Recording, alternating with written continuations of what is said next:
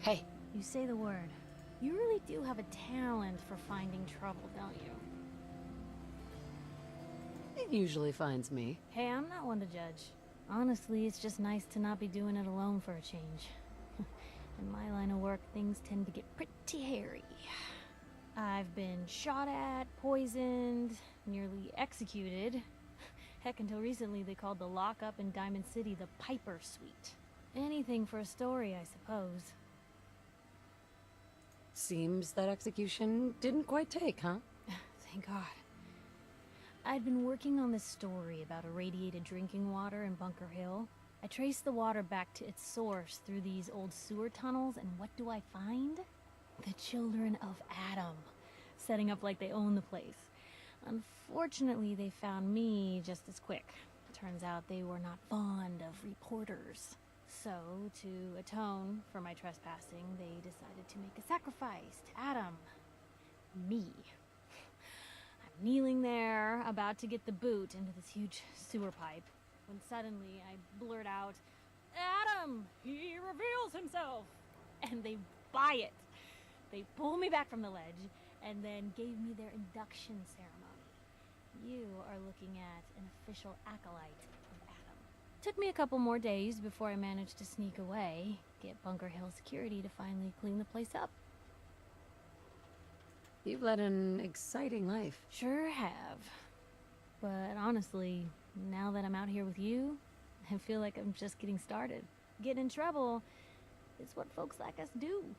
I mean, you and I are out here putting ourselves at risk so people in the Commonwealth can have a chance at a better life. Not for praise or reward or glory, but because it's right. I just wanted to let you know I'm real happy to be along for the ride. I wouldn't want it any other way. I like having you close. All the better to watch each other's backs. So, you want to get out of here? Denied. Welcome back, everyone, for some more Fallout 4. In the meantime, I did get here to Diamond City, and we're supposed to report back to Detective Nick Valentine to what our findings are all about. Let's see. Hey, Valentine. Where's your son? What happened? I didn't make it in time. Kellogg was working with the Institute, and he gave them Sean. The Institute? Oh, boy. I'm sorry, friend. Truly. That makes things considerably more complicated. He ain't kidding. Heck, Nick's a synth, and even he doesn't know how to get in. No synth does. Security protocols strip those memories out. I need to find a way. I've been investigating these creeps for over a year now. The Commonwealth's boogeyman. Feared and hated by everyone. True enough. Sometimes they snatch people in the middle of the night, and sometimes they leave old synths behind to remind us that they're out there, but to this day, there's one thing nobody really knows. Where the Institute actually is. Or how to get in. Exactly. But there's one person who has to know, right? The guy who just handed them Sean. Kellogg. Huh. And like that would have had access. In and out. Yeah, but I'm guessing he wasn't the surrender and talk type, was he? We can talk to him. Feel like holding a seance? A literal dead end, huh? So, a murderer and a kidnapper gets his brains blown out by an avenging parent. Huh. Be a great ending if we didn't still have the biggest mystery in the Commonwealth to solve. He wasn't gonna talk. Even if I had a way of bringing him alive. Gets his brains blown out. Huh. His brains. You know, we may not need the man at all. You're talking crazy here, Nick. got a fault in the old subroutines? Look, there's a place in Good Neighbor called the Memory Den. Relive the past moments in your mind as clear as the day they happened. If anyone could get a dead brain to sing, it'll be Dr. Amari, the mind behind the memories. I hope you're right, Nick. Let's see. I guess we're gonna need a piece of Kellogg's brain. Enough gray matter to bring to Amari and find out if this is going to work. Jesus, Nick. Gross. Seriously? I know it's grisly, but what choice do we have? We got no leads, nothing. That old Merc's brain just might have all the secrets we need to know. Actually, I think I already have something. Kellogg had this thing attached to his head. Cybernetics, huh? We may have just won the lottery. Whether we're riding this crazy brain train or not, we can't all go running across the Commonwealth, so... who's coming with you? I have to go to the memory den either way, if I'm going to introduce you to Amari. But if you want to head there together, just say so.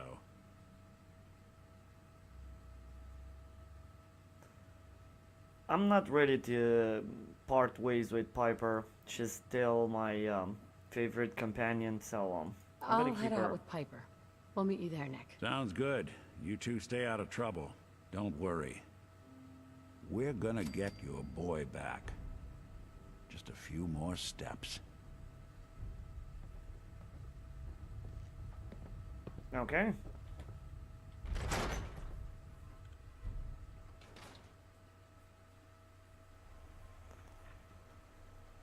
Let me quickly check it on the map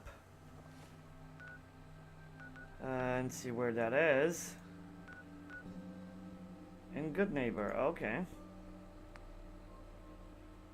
Oh wow, I did not discovered it yet. So let's go to the next nearby place and see how that goes. A little update on the sound issue. It seems like one of my internal hardware pieces were to blame, and that was the motherboard. It seems like I did bought a faulty product, but now I kind of fixed it, and everything should be okay. Okay, let's do this. In the meantime, I did pimped out a little bit the gun that I took from Kellogg, and now it's a little bit more deadly. What was that? Okay, I don't like this. I'm not seeing anyone, but the music started playing, and yeah. Super mutants, yeah, just great. Let me try this. One shot, yes. Okay, that was everything that I wanted to test. Those criticals, man, I'm telling you, they're just destroying things all over the place. I cannot wait to invest another point in the critical banker perk, just because I want to have 3 criticals instead of 2 stored. That should be pretty sweet. Okay, a level up. Give me a second here. Let's check it out. I need level 17, so 1 more for the critical banker. Okay. 29 for this. Okay. What else? I really don't know what to invest my point in right now.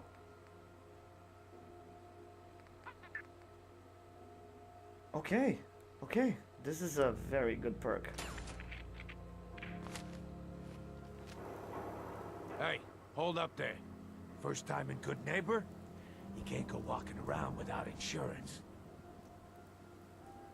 Unless it's keep dumb assholes away from me insurance, I'm not interested. Now don't be like that. I think you're gonna like what I have on offer. You hand over everything you got in them pockets, or accidents start happening to you.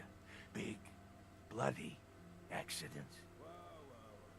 No, I think I'm good. The gate the first time, they're a guest. Well, hello. The fat man. Everything here is guaranteed to injure, maim, or kill at your discretion. Except me. I only kill when I want to. Okay. Let's see what you have. Let's get you outfitted, killer. Let me quickly check what this naughty robot has. Okay. Sniper rifle. This is good stuff. I wonder if she actually has one of those fat mans for sale, you know? It's gonna be sweet.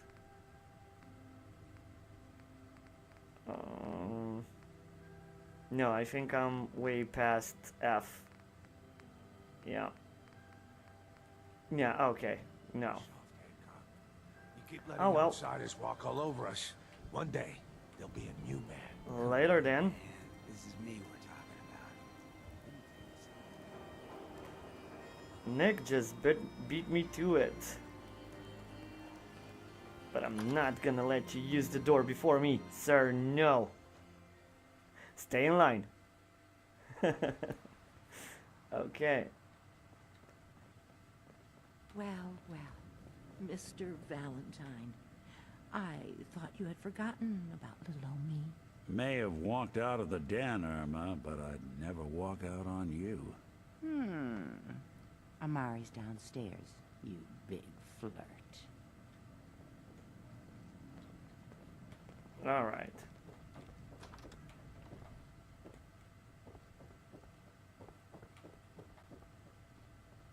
Dr. Amari? Yes, I take it this isn't a social call. We need your help, Doctor. I need the memories from a man named Kellogg. But he's dead. I know it's asking for a miracle, Amari, but you've pulled off the impossible before. Are you two mad? Putting aside the fact that you're asking me to defile a corpse, you don't realize that the memory simulators require intact, living brains to function. Please.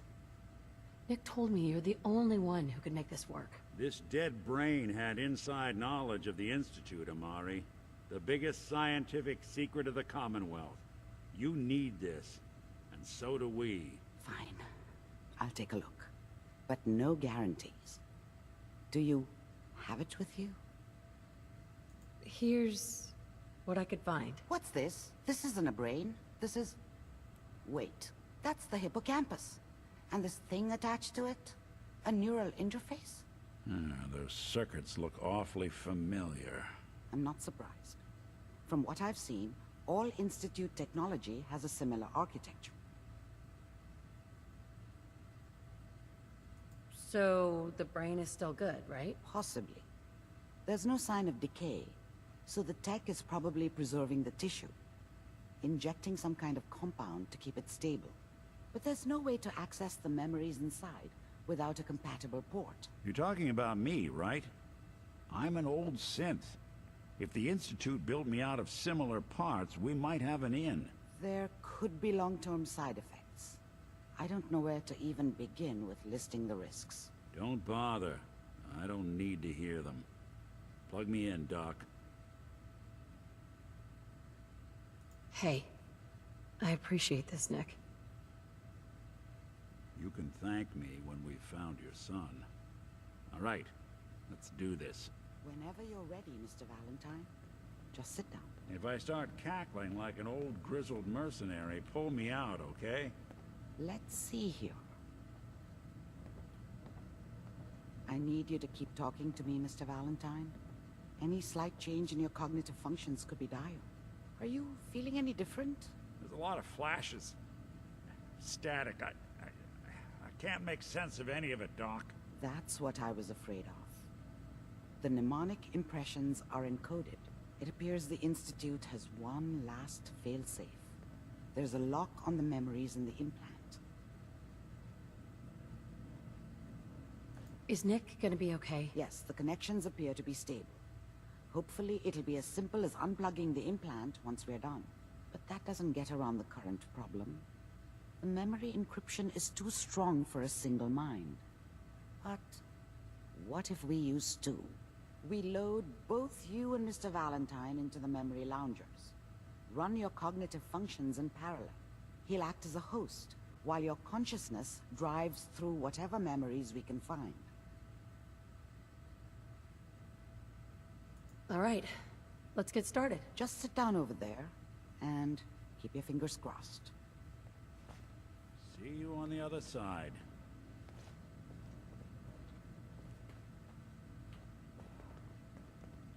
Holy shit. We need to get into one of those?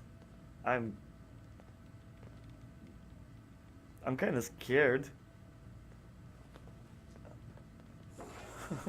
Look at him going. Okay. Here goes.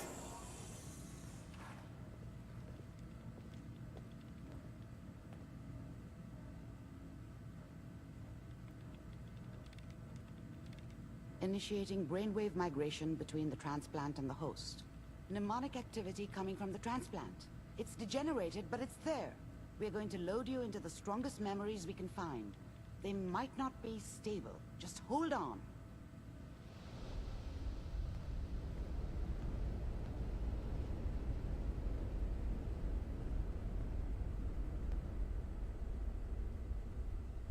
Can you hear me? Ah, good. The simulation appears to be working, although the memories are quite fragmentary. I'll try to step you through the intact memories and hope we find one that gives us some clue to the Institute's location. Oh wow, I'm very confused There. right now. This is the earliest intact memory I can find. Oh shit. You're supposed to walk on these. Remember, you are experiencing these memories as Kellogg. This may prove disorienting at first. Mom knew how it was. She wasn't soft, but she loved me in her way. And she protected me from Dad. That cost her more than a few beatings. I never knew what happened to her after I left. I didn't want to know. Not then. All 5 states have now signed off. I was such a dummy back then. What did I know about how the world worked? I think now she wanted me to kill him. I should have. Instead, I ended up running away. I told myself I wanted to find somewhere out from under the thumb of the NCR and all their rules. But really, I was running from the guilt of not protecting her from Dad. Yeah, it doesn't matter now, though. Means that as of this moment, we are all citizens of the new California Republic. I'm sure that's going to take some getting used to for a lot of them. So we're basically What a joke. inside Kellogg's head right now. Nothing, Connie. People like to talk and hope someone else is going to keep them safe. Teacher at school said the NCR would bring back the good old days, like before the big war. Don't you listen to that twaddle. I'm going to stop sending you if that's what they're teaching you. I'm going out. Where the fuck did you put my boots? Dad was either drunk or not around. I guess he must have run with one of the raider gangs, but I never really knew what he did. Don't know why Mom was with him. Maybe at some point in his life he wasn't a complete asshole. Listen to me, Connie. You take this. You're old enough. You're the man of the family now. It's your job to protect us. Your father's useless, but you won't turn out like him. You're a good boy. And all that on the radio, all useless talk. The only thing that will protect you in this world is that gun in your hands. You need to learn to use it if you're going to survive. I will, Mom. I promise. I won't let you down. You've always been my good boy. This doesn't seem to be what we're looking for. There appears to be another intact memory close to you in temporal sequence. There. Try that one. Okay, so I'm gonna end my video here because I do not want to turn this into a very, very long and boring video. Next time, when I'm gonna return, we are going to pick it up from right over here. And I'm gonna say again, thank you for watching my videos. And until next time that we're going to see each other, stay healthy and take care, guys.